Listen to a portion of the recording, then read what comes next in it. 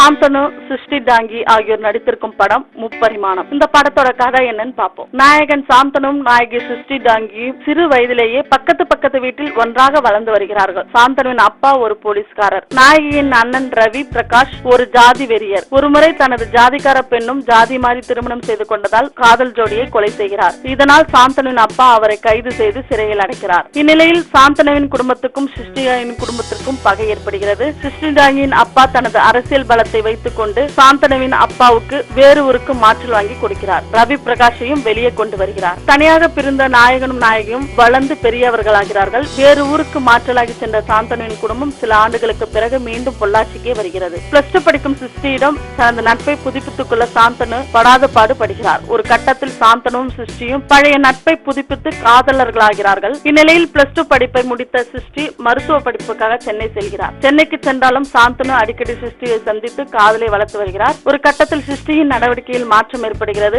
இதற்கு காரணமாக சாந்தனுவிடம் தனது வீட்டில் தங்களது காதல் விவகாரம் தெரிந்து விட்டதாகவும் இதனால் 2 பேரின் உயிருக்கும் ஆபத்து இருப்பதாகவும் கூறுகிறார். அவள் மீது உள்ள அளவு கடந்த காதலால் சாந்தனு அவளது உயிரை இழக்க விரும்பாமல் காதலை மட்டும் விட்டு கொடுத்து விட்டு தன்னை வருத்திக் கொள்கிறார். போதைக்கு அடிமையாக சிருஷ்டி டாங்கியை மறக்க நினைக்கிறார். ஒரு கட்டத்தில் போதைக்கு முழுவதுமாக அடிமையாகி ஆஸ்பத்திரியில் அனுமதிக்கப்பட்டு சிகிச்சையும் பெறுகிறார். சிகிச்சை பெற்று வெளியே வரும் நாளில் நடிகரான ஸ்கந்தா அசோக்கும் திருமணம் நடைபெறுகிறது. அப்போது திடீரென்று அந்த திருமணத்தில் உள்ளே புகுந்து துப்பாக்கி முனையில் சிருஷ்டி டாங்கியை கடத்தி கொண்டு கேரளாவுக்கு செல்கிறார் சாந்தனு. சாந்தனு மீது விருப்பமில்லாத சிருஷ்டி டாங்கியை அவர் கடத்தி செல்ல காரணம் என்ன, சிருஷ்டி டாங்கியை சாந்தனுவை வெறுக்க காரணம் என்ன என்பதை படத்தின் மீதி கதை. சாந்தனு படத்தின் ஆரம்பத்தில் சாக்லேட் பாயாக வந்து கலகலப்பாகவும் பிற்பாதையில் மொட்டை போட்டு வித்தியாசமான கெட்டப்புடன் வில்லத்தனமாக கலந்து நடித்து தனது பங்கை சிறப்பாக செய்திருக்கிறார். சிருஷ்டி டாங்கியுடனான காதல் காட்சிகளில் தனக்கே உரிதான ஸ்டைலில் நடித்து அசத்திருக்கிறார். சிருஷ்டி டாங்கிக்கு படத்தில் வலுவான